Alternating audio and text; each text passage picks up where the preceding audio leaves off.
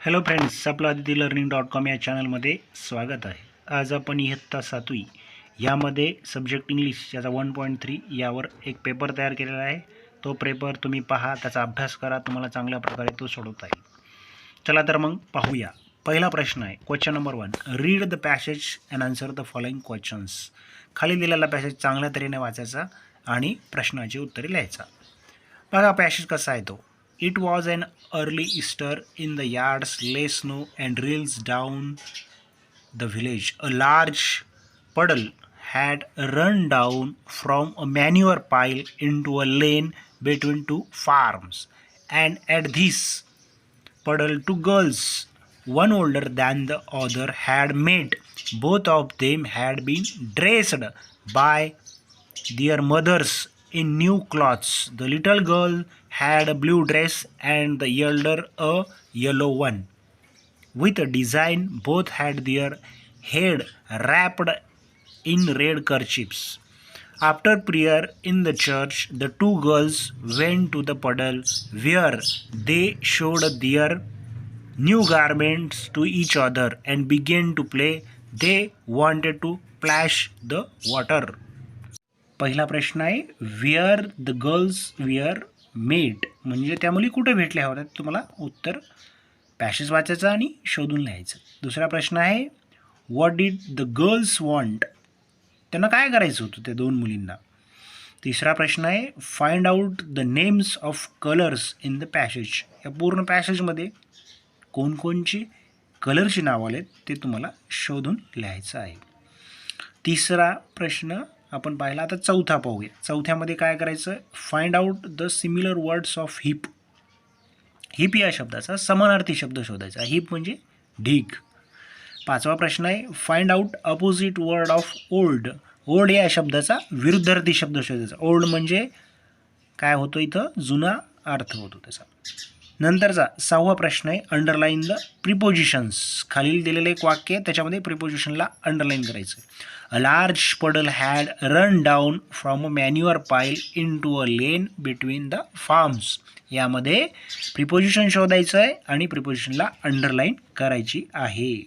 Is the meaning of the words. खालील शब्दांचे आपल्याला अर्थ मिनिंग लिहायचा इंग्लिशमधून. चार शब्द आहेत. चार शब्दाला 4 मार्क आहेत. पहिला शब्द आहे पडल, PUDDLE पडल. दुसरा आहे KERCHIEFS कर्शिप्स. तिसरा आहे बिस्पॅटर्ड, BESPATTERED. चौथा आहे CRYING क्राईंग. याचं वर्ड मिनिंग आपल्याला कशामध्ये लिहायचं आहे, इंग्लिशमध्ये लिहायचं आहे. 4 शब्द आहेत, 4 याला 4 mark. Question number 3, write the past tense. खालील दिलेल्या क्रियापदांचे वर्ब्सचे आपल्याला पास्ट टेन्स लिहायचे आहे. याच्यामध्ये रेग्युलर वर्बसुद्धा आहेत आणि इरेग्युलर वर्बसुद्धा दिलेले आहेत. चला तर मग पाहूया आपण. 1 नंबरला आहे ड्रेस, DRESS. 2 नंबरला आहे रन, RUN रन. 3 नंबरला आहे SING सिंग. 4 नंबरला आहे TAKE टेक. 5 नंबरला आहे SAY से. 6 नंबरला आहे WANT वॉन्ट. 7 नंबरला आहे PASS पास. 8 नंबरला आहे गिव, GIVE. 9 नंबरला आहे EAT ईट. 10 नंबरला आहे JUMP जम्प. असे 10 शब्द आहेत, त्याचे तुम्हाला पास्ट टेन्स लिहायचे आहेत.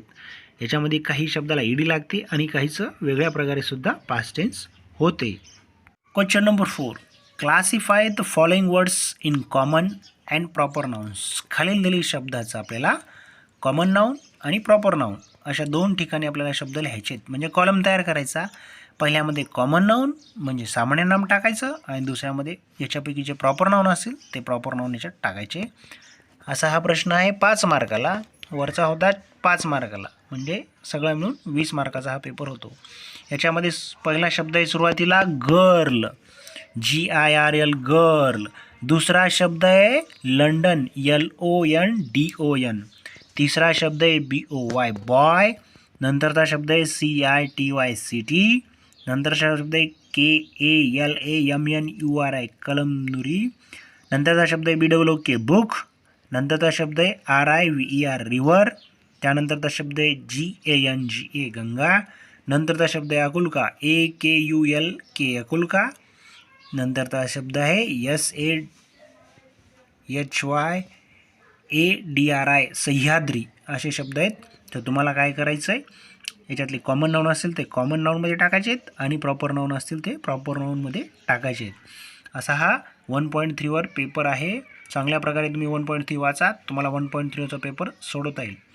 चॅनल आवडला असेल तर चॅनलला लाईक आणि सबस्क्राईब करायला विसरू नका.